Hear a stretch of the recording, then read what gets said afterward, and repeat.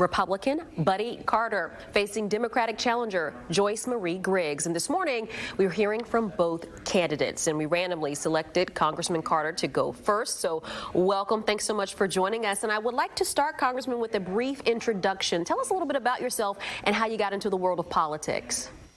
Well, first of all, I am a lifelong resident of the district. I was born and raised here. I was born in the Savannah area, lived there all my life, went away to school. First thing I did when I graduated from pharmacy school back in 1980 was to come right back to the 1st District. This is where I've lived all my life and where I intend to live the rest of my life. It is home to me. So you can imagine what an honor and a privilege it is for me to represent the people of this district in the United States Congress. And you know, I'm often asked, how did you get involved in politics? Especially since I'm currently the only pharmacist serving in Congress. People find that to be an odd combination. But, you know, I've always been involved. I was raised in a family with very nominal assets. And, you know, we certainly weren't poor, but we didn't have a whole lot. And my dad worked hard. He worked in a paper mill. He worked shift work. And he taught me the value of hard work. And I've worked hard. And I've always wanted to give back to the community that's given me so much. I've had so many opportunities, been blessed in so many ways. And that's why I find public service to be very, very important, and always have felt that I needed to give back to my community. We know that Georgia's 1st congressional district covers more than a dozen counties. What do you believe are the biggest issues affecting those constituents? Well, there's no question about it right now. It's COVID, and it's the pandemic, and it's us recovering from this pandemic.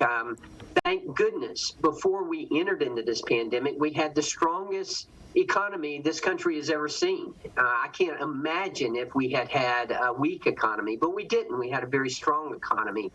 And now we need to first of all, we need to defeat the COVID virus, and we will. We're well on our way to defeating it. Operation Warp Speed, which is a private-public venture between the pharmaceutical manufacturers and the federal government to come up with therapeutics, with diagnostics, and with a vaccine to combat COVID-19. That's going very well. It looks like we will have a vaccine possibly before the election, probably before the end of the year, and it will be mass produced and by the first quarter of next year, so that we can have at least 300 million doses within the first quarter of next year, and that's good news.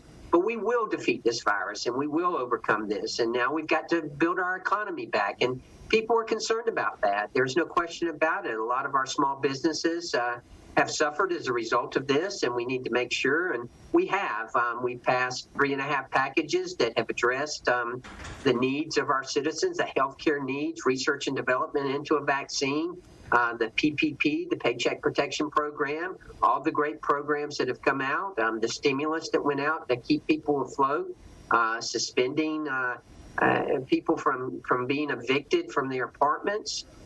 All of those things have helped us to weather this storm, if you will. But now what we need to do is to recover from this. And I believe that that's what we offer, and what we offer in the Republican Party to restore, rebuild, and renew the American dream. And that is very important. And I think the people of the 1st District, that's their primary concern right now. There's no question about that.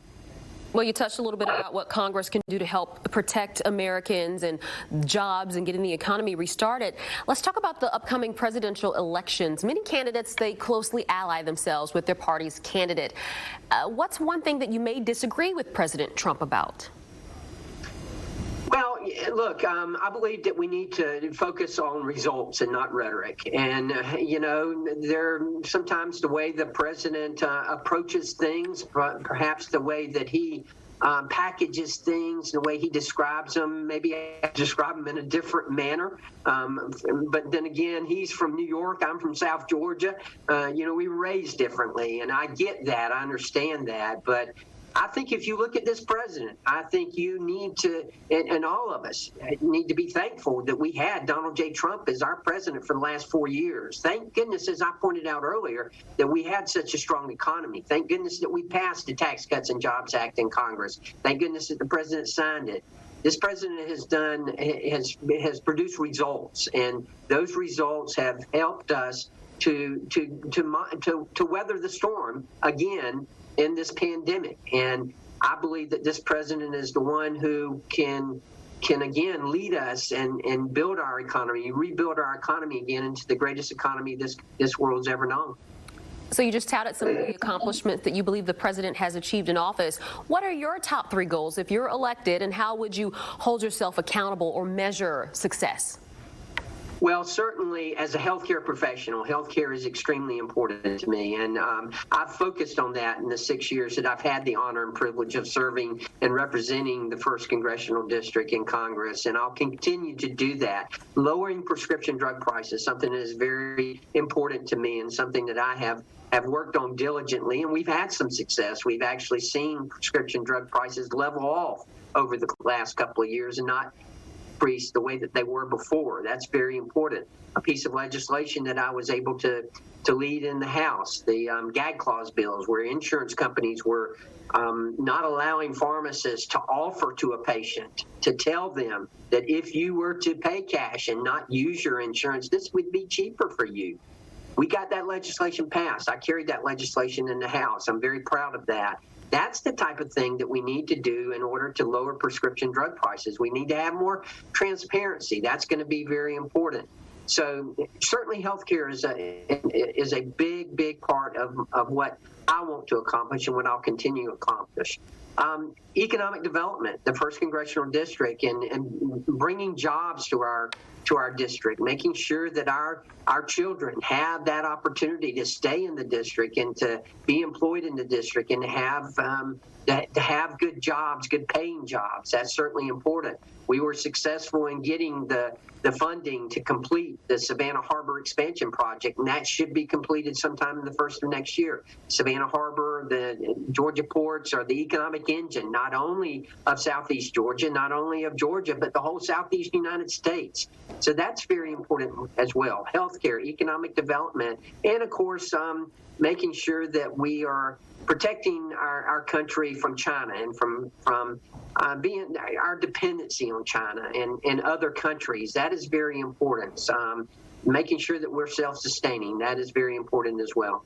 Congressman Carter, thank you so much for your time. We really appreciate it. Thank you very much.